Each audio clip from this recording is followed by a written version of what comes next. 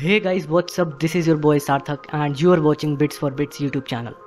आज की इस वीडियो में I'm going to talk about the detailed differences between the two major branches in the field of BTech, that is Computer Science and Information Technology. But इसे समझने के लिए हमें एग्जाम्पल लेना होगा एक फिक्शियस कैरेक्टर का.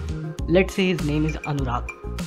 So Anurag is average boy of his class and JEE का रिजल्ट आने के बाद वो ऐसी सिचुएशन में है where he is confused कि उसे अपना करियर कंप्यूटर साइंस में बनाना चाहिए या फिर इंफॉर्मेशन टेक्नोलॉजी में.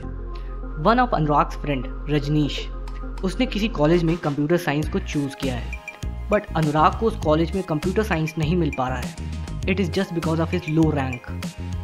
इस बात पे रजनीश सजेस्ट करता है कि अनुराग को कॉलेज और ब्रांच में ज़्यादा प्रायोरिटी ब्रांच को ही देना चाहिए. But Anurag denies his words and वो IT ब्रांच चूज़ कर लेता है उसी कॉलेज में. And in a course of 4 years दोनों ही अपने सब्जेक्ट्स पे फोकस करते हैं. 4 साल बाद अनुराग एंड हिज फ्रेंड रजनीश दोनों ही अलग अलग सॉफ्टवेयर बेस्ड कंपनी में प्लेस हो जाते हैं और वो भी सेम पोस्ट पे. अब यहाँ पर क्वेश्चन ये नहीं बनता है कि वो किस कंपनी में प्लेस हुए. क्वेश्चन यहाँ पर ये बनता है कि वो जिस कंपनी में भी प्लेस हुए आखिरकार उन दोनों की पोस्ट कैसे इक्विवेलेंट हो सकती है. इसके लिए हमें समझना होगा कि what do software companies want in a client.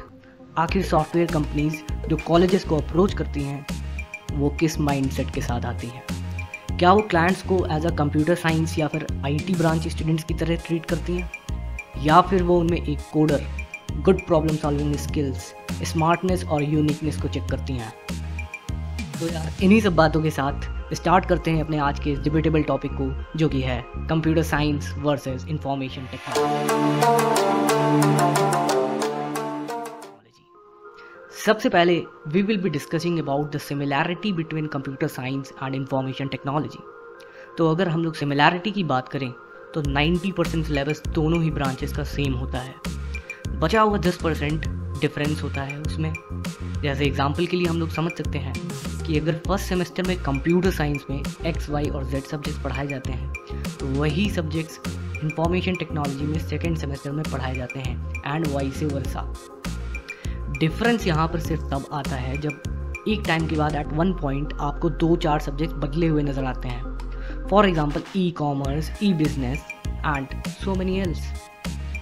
जहाँ कंप्यूटर साइंस में आप हार्डवेयर और सॉफ्टवेयर के बारे में पढ़ रहे होंगे, वहीं ऑन द अदर हैंड आप IT में सॉफ्टवेयर पर ज़्यादा ध्यान दे रहे होंगे.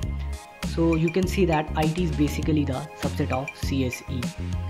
जहाँ कंप्यूटर साइंस में आप कंप्यूटर कंपोनेंट्स के डिज़ाइन एंड डेवलपमेंट के बारे में पढ़ते हो, वहीं दूसरी तरफ information technology it is more tilted towards application of computers in business.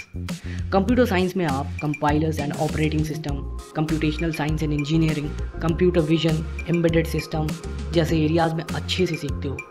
वहीं दूसरी तरफ इंफॉर्मेशन टेक्नोलॉजी में आपका exposure system administration, principles of information security, cloud computing, project management, computer networking, enterprise resource planning जैसी चीज़ों में होता है. आप कंप्यूटर साइंस को परस्यू करके software developer, system engineer, web developer जैसी पोस्ट पर बैठ सकते हो.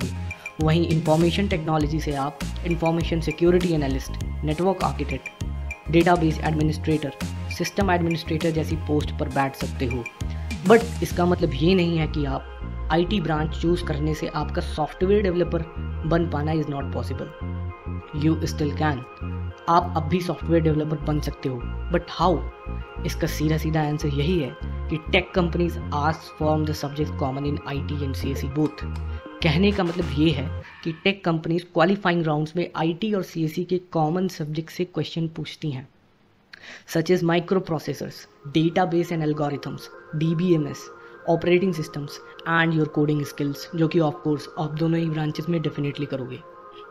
अगर आपने नोटिस किया हो तो 99% of the companies that approach the college, more specifically tech companies, they do allow student from IT and CSE to sit in their interviews because उन्हें IT और CSE के बच्चे एक ही लगते हैं. तो ये सभी पॉसिबल रीजन्स हो सकते हैं अनुराग के प्लेसमेंट होने का, और वो भी रजनीश की पोस्ट के इक्वेलेंट पोस्ट पे.